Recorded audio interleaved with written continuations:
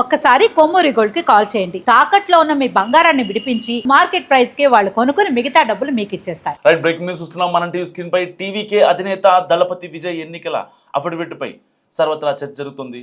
2 స్థానాల్లో పోటీ చేస్తున్న ఆయన సమర్పించిన వివరాల్లో వ్యత్యాసాలు ఉన్నట్లు కేంద్ర ఎన్నికల సంఘానికి ఫిర్యాదులు అందడం రాజకీయంగా వేడి రాజేసింది. తనపై ఎలాంటి క్రిమినల్ కేసులు లేవని పెరంబూర్ ఎన్నికల అఫిడవిట్లో విజయ్ పేర్కొన్నారు. కానీ తిరుచి ఈస్ట్లో మాత్రం దీనికి భిన్నంగా 2 కేసులు ఉన్నట్లు ఆయన వెల్లడించడం తీవ్ర చర్చనీయాంశంగా మారింది. తమిళనాడు అసెంబ్లీ ఎన్నికల్లో 2 స్థానాల్లో పోటీ చేస్తున్న Tamilaga Vettri Kazhagam TVK chief Thalapathy Vijay Joseph Perambur Tiruchi east నుంచి ఇప్పటికే గత 4 రోజుల్లో నామినేషన్ దాఖలు చేశారు. మార్చి 30న పెరంబూర్లో అండ్ ఏప్రిల్ 2న తిరుచి ఈస్ట్లో విజయ్ నామినేషన్ వేశారు. అయితే ఈ 2 చోట్ల సమర్పించిన ఎన్నికల అఫిడవిట్లో తేడాలు ఉండడంతో ఆయన నామినేషన్ ప్రమాదంలో పడింది. దీనిపై కేంద్ర ఎన్నికల కమిషన్కు ఫిర్యాదు చేయడం రాజకీయంగా చర్చ జరుగుతోంది. నటుడు విజయ్ పెరంబూర్లో సమర్పించిన ఎన్నికల అఫిడవిట్లో తనపై ఎలాంటి క్రిమినల్ కేసులు పెండింగ్లో లేవని పేర్కొన్నారు. కానీ ఏప్రిల్ 2న తిరుచి ఈస్ట్ నుంచి నామినేషన్ సమయంలో తనపై 2 క్రిమినల్ కేసులు ఉన్నట్లు కూడా అఫిడవిట్లో వెల్లడించారు. ఇందులో ఒకటి చెన్నైలోని పెరువల్లూర్ పోలీస్ స్టేషన్లో ఉన్నట్లు తెలిపారు. అండ్ పెరంబూర్లో నామినేషన్ దాఖలు సమయంలో ఎన్నికల ప్రవర్తన నియమావళిని ఉల్లంఘించి భారీ ఎత్తున జనసమీకరణ చేసినట్లు ఆరోపిస్తూ విజయ్ సహా మరో 5,000 మందిపై కేసు నమోదైనట్లు అందులో వివరించారు. ఇక రెండోది ఆగస్టు 21, 2025లో మదురై జిల్లాలోని కూడకోవిల్ పోలీస్ స్టేషన్లో నమోదైంది. మదురైలో విజయ్ ర్యాంప్ వాక్ చేస్తుండగా ఫిర్యాదుదారుడు కుతూహలంతో దానిపై ఎక్కాడు. సో ఆ సమయంలో అక్కడ ఉన్న విజయ్ వ్యక్తిగత భద్రతా సిబ్బంది తనను దూషించి కిందకు తోసేశారని, తనకు గాయాలయ్యాయని ఆ ఫిర్యాదుదారుడు ఆరోపించాడు. విజయ్ తనపై ఉన్న 2 క్రిమినల్ కేసుల్లో ఒకటి పెరంబూర్లో నామినేషన్ దాఖలు చేసిన సమయంలో, మరొకటి గతేడాది జరిగిందని ఆయనే స్వయంగా పేర్కొన్నారు. కానీ మదురై కేసు విషయాన్ని పెరంబూర్లో నామినేషన్ దాఖలు చేసినప్పుడు ప్రస్తావించకపోవడంతో ప్రత్యర్థులు అనుమానాలు వ్యక్తం చేస్తున్నారు. కానీ విజయ్ మాత్రం 2వ నామినేషన్ పత్రంలో దీనికి వివరణ కూడా ఇచ్చారు. అంటే ఈ కేసుకు సంబంధించి పోలీసుల నుంచి తనకు ఎలాంటి సమన్లు సమాచారం అందలేదని వివరించారు. ఈ కేసు వివరాలు బయటకు రావడంతోనే ప్రస్తావించినట్లు కూడా నామినేషన్ పత్రంలో స్పష్టం చేశారు. అండ్ ఇదే సమయంలో ఆయన ఆస్తుల గురించి కూడా ప్రత్యర్థి పార్టీలు ఆరోపణలు చేస్తున్నాయి. విజయ్ తన ఆస్తులను తక్కువ చేసి చూపిస్తారని, విదేశీ పెట్టుబడుల వివరాలను అఫిడవిట్లో ఎందుకు పేర్కొనలేదని వాళ్ళు గట్టిగా అడుగుతున్నారు. అలాగే తన భార్య సంగీత్తో విడాకుల పిటిషన్ పెండింగ్లో ఉన్న విషయం కూడా పేర్కొనలేదని ఈసీకి ఫిర్యాదు చేశారు.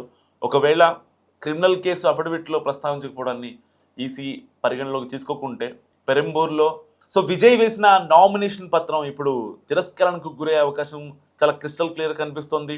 ఇటు పెరంబూర్లో ఇచ్చింది వేరు అఫిడవిట్, అండ్ తిరుచి ఈస్ట్లో ఇచ్చింది వేరు. 2 రకాలుగా ఆ యొక్క కేసుని పక్కన పెట్టేసి, ఎందుకంటే ర్యాంప్ వాక్ చేస్తుండగా విజయ్ ఆ ఫిర్యాదుదారుని ఎవరైతే ఉన్నారో అతను భద్రతా సిబ్బంది అండ్ వ్యక్తిగత సిబ్బంది తనను దూషించారని, చంపబోయారంటూ అతను ఒక పిటిషన్ వేశాడు. వాస్తవానికి ఆయన వేసిన పిటిషన్ని ఇటు ఒకవేళ విజయ్ గుర్తుంచుకోకపోయినా, విజయ్కి తెలియకపోయినా, గుర్తుండకపోయినా, ఎందుకంటే ఒక పార్టీ అధినేతగా ఇక్కడ ఆయన గుర్తు లేకపోయినా లాయర్లు అటెస్టేషన్ చాలా క్లియర్గా ఉండాల్సిన అవసరం ఎంతైనా ఉంది. ప్రతి కేసు గురించి, ప్రతి అభ్యర్థి గురించి ఇటు పార్టీలు ప్రచారాలు, ఎన్నికలు ఉన్నాయి, ఏప్రిల్ 23నే ఎన్నికలు ఉన్నాయి. ఇలాంటి నేపథ్యంలో అంటే ఒకవేళ లాయర్లు తెచ్చిన విజయ్ ఆ కేసును దీంట్లో అటాచ్ చేయలేదా, ఎందుకు ఒక చోట ప్రస్తావించి మరొక చోట ఎందుకు ప్రస్తావించలేదు? పర్టికులర్గా విజయ్ ఎప్పుడైతే అభ్యర్థులను ప్రకటించాడో 234 మంది అభ్యర్థుల్ని ప్రకటించిన తర్వాత ఇటు తిరుచి ఈస్ట్ నుంచి అండ్ పెరంబూర్ నుంచి తమిళనాడులోని 2 స్థానాల నుంచి same deputy CM Pawan Kalyan పోటీ చేసినట్టుగానే 2 స్థానాల్లో ఆయన నేను పోటీ చేస్తానని ప్రకటించడం తర్వాత ప్రత్యర్థుల గుండెల్లో రైళ్లు పరిగెడుతున్నాయి. ఇటు పర్టికులర్గా డిఎంకే విషయానికి వస్తే వాళ్ళకి సంబంధించినటువంటి డిఎంకే నేతలు అతని అఫిడవిట్ తెప్పించుకొని మరి చాలా క్లియర్గా చూశారు. ఎందుకంటే పబ్లిక్ డొమైన్లో ఉంటుంది కాబట్టి. కేంద్ర ఎన్నికల సంఘానికి డైరెక్ట్గా కంప్లైంట్ చేసిన పరిస్థితి. మరి కేంద్ర ఎన్నికల సంఘం ఎలా రియాక్ట్ అవుతుంది? సరిగ్గా ఇంకా 24 గంటల సమయం ఉంది. ఈ 24 గంటల్లోగా ఒకవేళ తీసుకోకపోతే, సవరించిన అఫిడవిట్ మళ్ళీ ఆ యొక్క ఎన్నికల అధికారులకు ఇవ్వకపోతే నిజంగా చాలా కాన్సిక్వెన్సెస్ ఫేస్ చేయాల్సి ఉంటుంది. కేవలం ఒక చోటు నుంచి మాత్రమే పోటీ చేయాల్సి ఉంటుంది. మళ్ళీ వేరే చోట ఎవరినైనా పార్టీ తరపున లేకపోతే ఇండిపెండెంట్గానా ఇంకేంటనేది తర్వాత పార్టీ తీసుకునే డెసిషన్. సో ఏది ఏమైనప్పటికీ ఇప్పుడు ఎన్నికల అఫిడవిట్లో తేడాలు గమనించిన ఎన్నికల అధికారులు కావచ్చు, ఇటు పార్టీల నేతలు ఫిర్యాదుదారులు కావచ్చు, సో చాలా యాక్టివ్గా పనిచేస్తున్నారు. ఎట్టి పరిస్థితిలో అంటే ఎప్పుడో 3 ఏళ్ల క్రితం జరిగిన కేసును కూడా అదొక చాలా చిన్న కేసు చెప్పాలంటే వాస్తవానికి. అలాంటి కేసుని కూడా విజయ్ దగ్గర దాన్ని కేంద్ర ఎన్నికల సంఘానికి ఫిర్యాదు చేసేంతగా వెళ్ళిందంటే నిజంగా ఒక రకంగా అక్కడి ప్రజలు అనుకుంటున్న దాని ప్రకారం ఎలాగైనా సరే టీవీకే పార్టీ గెలుస్తోంది, గెలవబోతోంది. సరే కూటమి ఫామ్ చేసా లేకపోతే ఇండివిజువల్గానే అనేది తర్వాత సంగతి చూసుకుంటే, కానీ ఇండివిజువల్గా అనే విషయానికి వస్తే మాత్రం ఇప్పటిదాకా నిర్వహించిన సర్వేల్లో ఇటు కేంద్ర ప్రభుత్వం కొన్ని సర్వేలు చేయించింది అండ్ ఇంటెలిజెన్స్ త్రూ కొన్ని సర్వేలు వచ్చాయి. సో కొన్ని ప్రైవేట్ సంస్థలు కొన్ని సర్వేలు చేస్తూ ఉంటాయి అండ్ ఎవరి పార్టీ పరంగా వాళ్ళు కొన్ని సర్వేలు చేసుకుంటూ ఉంటారు. గ్రౌండ్ లెవెల్లో ఎలా ఉంది ర్యాండమ్గా ఒక 10 శాంపుల్స్ని తీసుకుంటారు ప్రతి ఒక్క గ్రామానికి. సో అలాంటి వాటిల్లో 100కి 12 నుంచి 15% వరకు టీవీకే పార్టీకే ప్రజలు మొగ్గు చూపుతున్నారని తెలుస్తుంది చాలా క్రిస్టల్ క్లియర్గా.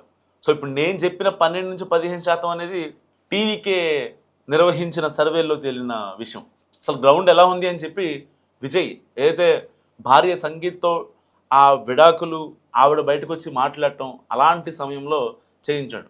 సో మళ్ళీ చేయించే అవకాశం లేకపోలేదు. ఎందుకంటే త్రిష వచ్చాక అండ్ అమిత్ షాతో గెలవడం, ఏదైతే ఆ స్టాంపేడ్కి సంబంధించి 41 మంది చనిపోయారో దానికి సంబంధించి డైరెక్ట్గా ఢిల్లీ పెద్దలతోనే త్రిష రంగంలో దిగి మాట్లాడటం, ఇలాంటివి జరిగిన తర్వాత ఇంకా అసలు ఎంత గ్రౌండ్లో ఎంత పాజిటివిటీ ఉంది అనే అంశాన్ని కూడా ఇటు పరిశీలిస్తున్న పరిస్థితి.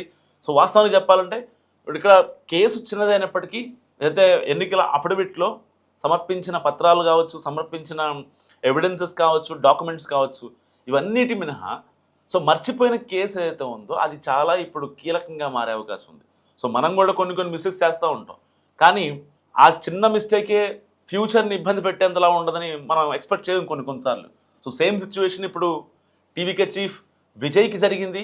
సో విజయ్ మర్చిపోయిన ఒక కేసు గురించి ఇప్పుడు తమిళనాడులో నానా రాద్ధాంతం జరుగుతుంది. ఇప్పుడు నామినేషన్ తిరస్కరిస్తారా, లేకుంటే ఇంకా కరెక్ట్గా 24 గంటల సమయం ఉంది కాబట్టి మరొకసారి అఫిడవిట్ సవరించిన అఫిడవిట్ ఒకవేళ వాళ్ళకి ప్రొడ్యూస్ చేస్తే కనుక సో దాన్ని మళ్ళీ స్క్రూటినీ జరిగే అవకాశం ఉంటుంది. సో నామినేషన్ల గడువు ఒక 24 అవర్స్లో ముగుస్తుంది అండ్ దాని తర్వాత ఇంకా నామినేషన్ వేయడానికి ఛాన్స్ ఉండదు. ఎందుకంటే ఏప్రిల్ 7 నుంచి ఈ యొక్క వచ్చిన అభ్యర్థుల నుంచి వచ్చిన నామినేషన్లన్నింటినీ స్క్రూటినీ చేయాలి ఎలక్షన్స్ అధికారులు. సో దానికి ఆల్రెడీ ఎలక్షన్ కమిషన్ కేంద్ర ఎన్నికల సంఘం ఆల్రెడీ అందరికీ నోటిఫికేషన్ ఇచ్చేసింది అన్ని రాష్ట్రాలకి. సో పర్టికులర్గా ఒక రాష్ట్రానికి మార్చే అవకాశం ఉండదు కాబట్టి సో 24 గంటలు మరి విజయ్ ఏం చేస్తారు ఇప్పుడు చాలా ఆసక్తిగా మారింది. మీరేమనుకుంటున్నారు? విజయ్ నామినేషన్ తిరస్కరించే అవకాశం ఉందా, లేదంటే సవరించిన నామినేషన్ మళ్ళీ యాక్సెప్ట్ చేస్తారనుకుంటున్నారా? సో అసలు విజయ్ ఏమనుకుంటున్నారు? ఇప్పటికే విజయ్ అభిమానుల్లో, ఇటు విజయ్ కార్యకర్తల్లో, నేతల్లో, ఇటు పార్టీ ప్రధాన కార్యదర్శులు కావచ్చు, వాళ్ళందరూ బయటకు వచ్చి చాలా గట్టిగా మాట్లాడుతున్న పరిస్థితి. ఎట్టి పరిస్థితుల్లో అలా ఎలా చేస్తారు, అలా ఎలా రిజెక్ట్ చేస్తారు అని మాట్లాడుతున్నారు. కానీ వాస్తవానికి ఇక్కడ టీవీకే చీఫ్ విజయ్ చేస్తుంది మిస్టేక్ చాలా క్రిస్టల్ క్లియర్గా కనిపిస్తుంది. ఒక అఫిడవిట్లో యాడ్ చేసి ఆ కేసుని ఇంకో అఫిడవిట్లో యాడ్ చేయకపోవడం నిజంగా గమనార్హం. అంటే ఆ స్థాయి వ్యక్తి ఇంత చిన్న మిస్టేక్ చేస్తాడని ఎవరో ఎక్స్పెక్ట్ చేయరు. సో మీరేమనుకుంటున్నారు? విజయ్ మిస్టేకా లేకపోతే లాయల్ మిస్టేకా? సో ఫైనల్గా ఏం జరగబోతుంది? తిరస్కరణ లేకపోతే 2 చోట్ల నుంచి పోటీ చేస్తారా? మస్ట్గా కామెంట్ చేసే ప్రయత్నం చేయండి.